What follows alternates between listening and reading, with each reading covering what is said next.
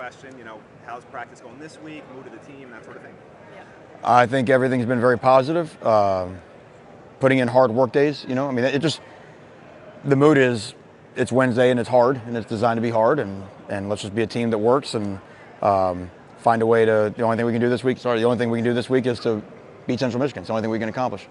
I mean, we know you had a couple guys that get dinged up in the last game. Did Finley, Lingard, or was it Pope? Did they even practice? Yeah, Finley and Lingard were out on the field today. Pope, we're still hopeful. Pope will probably be a game time decision. Manny, did Lorenzo Lingard go through concussion protocol? We can't talk about specifics of injuries like that, but like I said, it's good to see him back run around out there today. So he's cleared or whatever, everything. He was on the field today, yeah.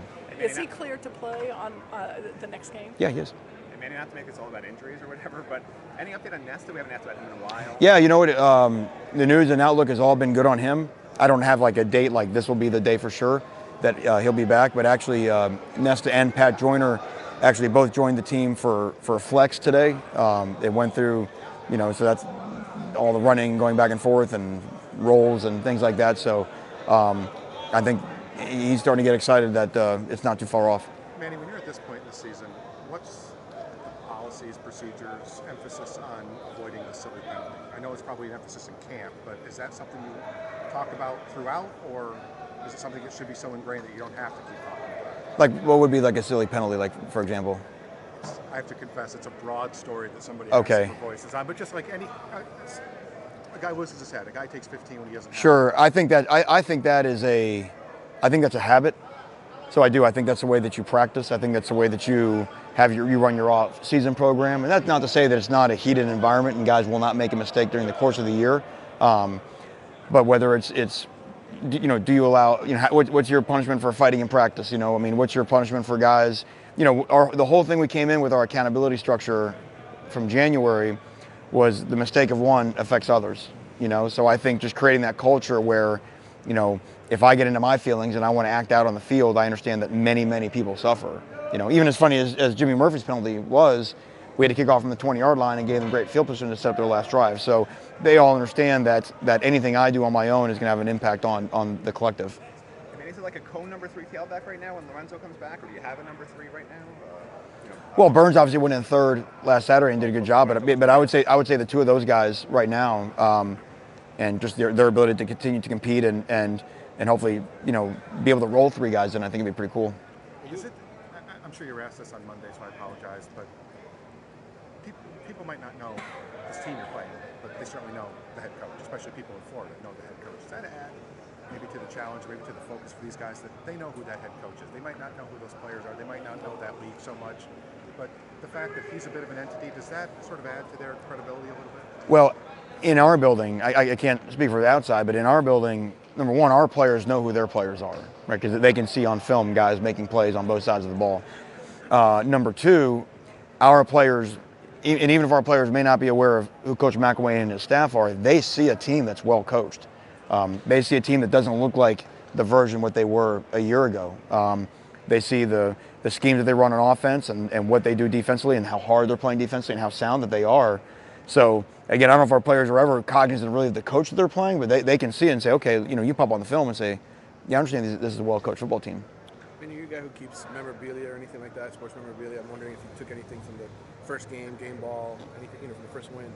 They did hand me a ball after the game, so that was pretty cool. We'll have to find a place for that. But other than that, I think that was all the memorabilia stuff I had. I know it's just 3 games, but it seems like the receivers are doing a better job of eliminating the drops. It was kind of an issue last year. Is that fair to say? I mean, no, I do. I think we've been pretty clean in that regard. I think Taylor Stubblefield's done a great job with those guys. Catching the ball, running after the catch, and then blocking downfield on run plays. We had some really dominant stuff on film from this past Saturday. So, that room, just like and then the depth we're starting to be able to play with, getting more guys in the game there, I think helps with all that too. So more guys are feeling confident in making plays. And what's cool is you can see in the practice field now, the confidence even grow. You know what I mean? And all of a sudden, a D. Wiggins who, made a great play in the game on the sweep, but now, just the way he's made some plays in practice this week. you start to feel good about yourself. What happens on Saturday, and it carries on into the work week. So 2 more questions for Coach. Can you touch on just the importance of getting some momentum as you go back into ACC play after this game? Well, yeah, it's momentum, but it's really improvement. And we talked about the improvement from game 1 to game 2, game 2 to game 3, and these are things that I know the opponent has some say in it, but more often than not, they really don't. And we talk about, even just the level of, and our number one thing in our plan to win is play clean. And that's no misassignments, no miscommunications, and no penalties. And what percentage of plays do we accomplish that? And, our offense had the highest day last Saturday. Well, that has really nothing to do with the opponent. Those are all things that we control. The opponent does not force you to miss an assignment, does not force you to have a miscommunication. And so, if we can continue to get that scale to go up as the year goes on, and that's with playing more people as well, that's what we're obsessed with right now, is just getting better as a team. How have your kids responded to, when you lose a couple of close ones, film doesn't lie, and I'm sure kids are very eager to clean things up. How have they responded to when you win a game by 9 touchdowns? There's still things to clean up. And the film still doesn't lie. And see, that's the funny thing. When you watch a film, and remember, offense just watches offense, defense watches defense. You never watch a victory or defeat. You just watch a performance. Because you're really not in control. There's no player that can control winning or losing because there's another side of the ball. There's no side of the ball that can control winning or losing. There's another side of the ball. So you just see a performance, and then there's always a way to improve on the performance, always. And a lot of times you can win and not have a good performance and not want to improve on that because you get the allure of winning. So I think just, we have a staff that, keeps it real. We're honest in terms of what we see and say, look, this is not our standard. This is not right. We have to fix this regardless of opponent going forward. Thank you, everybody. Thank you all, okay? Thanks.